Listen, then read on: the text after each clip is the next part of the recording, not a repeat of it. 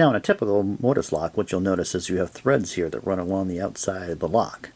That's what helps it retain it in the door itself. As you look around this threaded area, you can see one area here is milled out, and there's actually a flat metal plate that's placed in there. Now this flat metal plate, what that does is cover the top holes of the lock. So the pins that go down into the lock are actually holes that are drilled down below this plate. You can see that lines up with the plug here, so your top pins would be right above the key slot. So what happens when they make the lock, they drill those holes, they mill the slot out, and then to keep the springs and pins on the lock, there's a plate that actually covers over the top of the hole here. Now if you ever had to get this plate out, the trick to it here is, if you can see, it's actually slid in from the back. If you try to pry it up, it's not going to work. It doesn't pry in from the top, it actually slides out the back.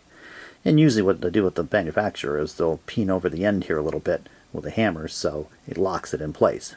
So to get this plate out, if you ever had to, you'd actually have to file off the back of the lock here a little bit and then pry the plate out towards the back.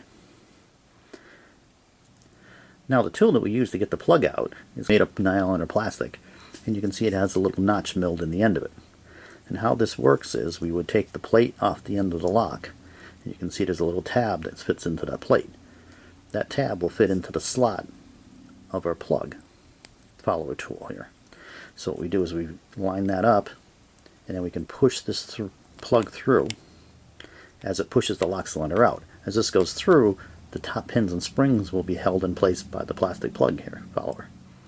That way they won't come out of the lock. So what we can really do is unbolt that, slide that plug out carefully, and take our plug out and change the lower pins without disturbing the top pins. Now it's important that we keep good pressure on this when we push through.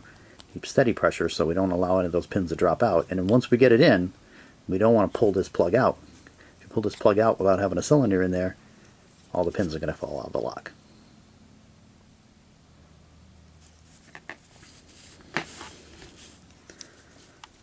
So let's disassemble this lock. The first step we're going to do is remove these two screws that are in the back. There's two Phillips head screws that hold this plate on. What we do is take a screwdriver, take the plate off. So we take each of the screws out, carefully pull them out. Now while I'm doing this, you can see on the bottom here I have my finger on the bottom of the plug here, so I keep that from dropping down. So once we remove this plate, we don't want the plug to fall out of the lock.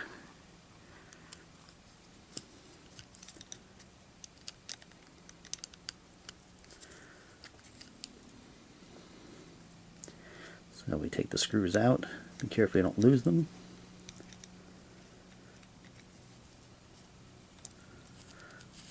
Now for this plug to slide out, we have to have all the pins on the shear line, so we have to insert our key into the lock. You can do this ahead of time, or you can do it after you've gotten the plate off.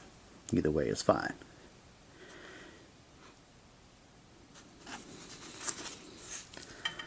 Okay, now that we have the plate off, we have our key inserted. We have our plug follower tool lined up with the notch. We should be able to slide that plug right out by pushing the tool into the lock. Now when we do this, we want to make sure that our pins are up. Some pins here in the top. So when we slide out, the pins don't go flying. You can see it slides right out. Now this part of the lock, what we want to do is keep that plug follower in there. Don't let that plug follower fall out. If that plug follower falls out, then what's going to happen is all your top pins and springs are going to come out, and we're going to end up rebuilding the lock. And as long as that plug follower stays in, then our top pins, springs will all stay in place, and we won't have to worry about it. Now if we look a little closer at the plug, we'll see our bottom pins that are all located in the holes that are in the plug. Notice there's an extra hole here. You normally see that last pin is empty. Now the other thing you can notice is we have our key in the plug, and you can see that all these pins line up flush at the top. See how that's all flush and even. So that allows the shear line to be right in line for all the pins, and that's what allows us to turn this plug in the lock. If one of these pins was up or down in the hole, the pins would jam in the lock then and wouldn't allow it to turn, which is what happens if you don't have the right key in the lock. You can see as we move the key in and out, you can see the pins moving. If we were to take the key right out, you can see all the pins are different depths. But as we put the key into the lock, what we'll see then is we'll get all the pins will rise up and be all nice and flush in the top here. Now to change the combination, what we would do is we can just basically take the key out, we can dump out the pins, and then what we can do is reload new pins into the lock for our new combination.